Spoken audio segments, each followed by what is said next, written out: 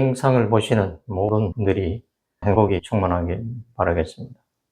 현대는 살아가면서 재물에 대해서 상당히 모든 게 좌지우지되고 그런 현상이 있는 지금이죠. 그래서 재물을 똑같지는 않지만 비슷한 입장에서는 더 재물의 행운을 가지고 이럴 수 있는 방책을 제만의 표현입니다만 여러분들께 알려드리고자 합니다. 저번 시간에 음양오행에서 잠깐 언급했다시피 음양오행에서 재물을 지향하는 것은 금이라고 말씀드렸죠. 금이고 그 다음에 수고, 풍수에서도 마찬가지로 금, 수가 재물이 되겠습니다. 그래서 우리 몸에도 12경락이 있고 거기에 대해서 오행 중에서 어느 곳에 배치가 되고 하는 게 다 정해져 있습니다. 경렬은 몇천 년 전에 생긴 학문이고 지금도 한의학에서 활용하는 그런 학문이 되겠죠. 그래서 한의학에서 있는 그 12경맥에서 정렬은 361개의 혈이 있습니다. 361개가 있고 신기혈까지 다 합하면 한 1500개 정도의 혈이 있는데 신기혈이라고 해서 근래 생긴 게 아니고 몇천 년 전에 다 생긴 겁니다. 그리고 그 중에서 유독 금을 지향하는 자리가 있습니다. 금을 지향하고 그래서 거기에 터치를 해주면은 그 우리 몸에도 음양오행이 있듯이 우리 몸에도 사주팔자도 역시 이제 매치가 되고 풍수도 매치가 되고 다 그렇게 매치가 되는데 그걸 특화해서 더 도드라지게 하면은 상당히 좋은 결과를 가지는 그런 자리가 있습니다. 그 자리가 경거라는 혈인데 경거는 오행으로 따지면은 금에 속합니다. 금에 속하면서 경거 자체의 이름도 한자도 보면은 그냥 지어진 게 아니라 어떤 뜻에 의해서 우연자연하게 그런 현상이 발현하는 경우가 많거든요.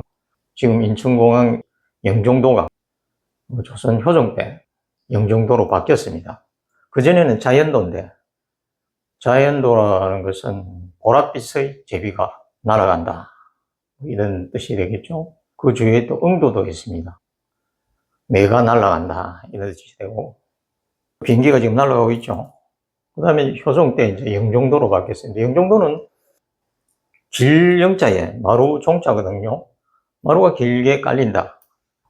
효종 때 그렇게 이름이 지어졌는데 결국은 지금 마루가 길게 깔려졌죠. 한자에는 풍수에도 그렇고 이름이 그렇게 우연히 연결되는 경우가 많습니다. 마찬가지로 경거라는 혈이 있는데 경거는 이 경자는 글자 자체가 물고랑이 물이 잘 뚫리고 잘 흐르고 잘 온다 이런 의미거든요. 그래서 이게 금의 혈이라고 그랬죠. 금의 혈이고 금의 경락입니다.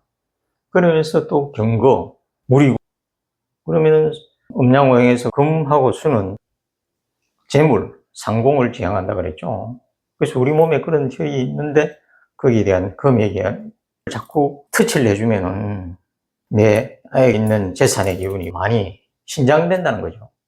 그래서 엄청나게 효과가 많이 보는 경우도 있고 100%, 200% 보는 사람도 있겠지만 최소한 효과를 못 보더라도 남보다 한 몇십 프로 이상은 다 봅니다. 금은 광물질이죠. 현상으로 보면 광물질입니다. 금은 보석도 되고 실질적인 광물질도 되고 금은 항상 양금이 있고 은금이 있는데 은금은 재련된 금입니다. 그래서 보석이라든지 반지라든지 이런 게 은금이고 그래서 향금은 이제 그 양금이라고 하는데 재련되지 않은 거. 그리고 재련되지 않은 게 그게 쓸모가 있으려면 용광로에 들어가야 되겠죠. 그러니까 재련이 돼서 나오고 이미 재련된 금은 보석도 빛이 없습니다. 빛이 안 납니다. 그러면 그게 빛이 나도록 해주는 게 아주 중요한 터치가 되는 겁니다. 그래서 이제 빛이 나도록 하는 걸 빛광자를 써주면 돼. 경거혈에다가 빛광자를 써준다. 빛 터치가 되는 거예요. 작동이 되는 거지. 회로가 막 작동이 되고 엄청나게 좋은 효과를 본다. 이건 비법 중에 비법입니다. 제가 이제 해보니까 그죠. 좋은 효과를 많이 보고 그렇습니다. 그럼 경거혈이 어디냐? 경거혈은 어디냐 그러면 우리가 이제 이렇게 손을 이렇게 폈을 때 주먹을 쥐든지 했으면은 보통 한의사들이 맥을 짚죠. 맥을 짚으면 첫 번째 그죠? 첫 번째 이렇게 맥 짚는 자리가 태연이라는 자리입니다. 태연. 그래서 여기서부터 여기까지 거리가 12촌이라고 보통 한의학에서는 이야기합니다. 한의학에서 이야기하는 길이의 단위는 자로 재는 게 아니고 그 마디 촌자거든요.